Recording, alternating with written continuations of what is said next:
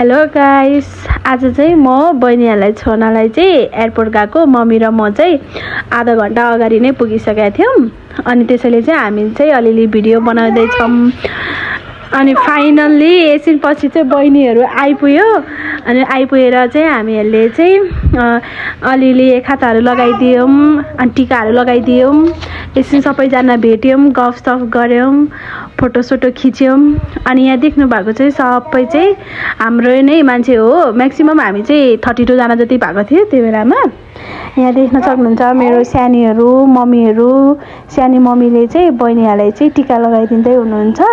जाने बेलामा उनीहरूले घरबाट पनि लगाएर आएको थियो, तर हामीले चाहिँ लगाउन पाएको थिएन। अनि त्यसैले अनि मम्मी र सानीले चाहिँ टिकाहरू लगाएर, खाताहरू लगाएर दही खाना दिँदै हुनुहुन्छ। अनि हामीहरूले सबै खाएर एकछिन फोटो खिच्यौँ।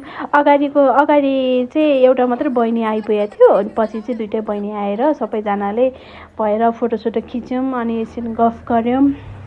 अनि यहाँ देख्न सक्नुहुन्छ यो सबै चाहिँ पम्फा दिदीहरू हुनुहुन्छ, दाईहरू, सानीहरू सबैजना हुनुहुन्छ। उहाँ चाहिँ मेरो कान्छी सानी हो। अनि पम्फा दिदी अनि बहिनीहरू, दुइटै बहिनीहरू देख्न सक्नुहुन्छ। यो चाहिँ हाम्रो ग्रुपहरू हो सबैजना। अनि यहाँ चाहिँ एउटा बहिनी चाहिँ रुए सबभन्दा धेरै रुने मान्छे चाहिँ उयो हो। अनि ऊ रुइसकेपछि सबैजना रुन थालिसकेको थियो। त्यसैले अब चाहिँ जाने बेला भयो। अनि हामीहरू चाहिँ मम्मी र बिनाजु चाहिँ छोड्न जाँदै हुनुहुन्छ उनीहरूलाई। हेर्न सक्नुहुन्छ।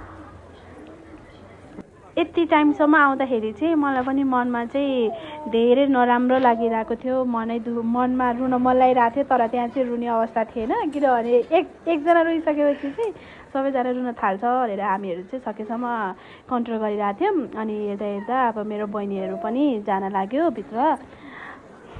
यति भन्न चाहन्छु कि ह्याभ अ सेफ जर्नी बहिनीहरू। राम्रोसित सोचेको आँटेको सबै पुरा होस्। Have a safe flight.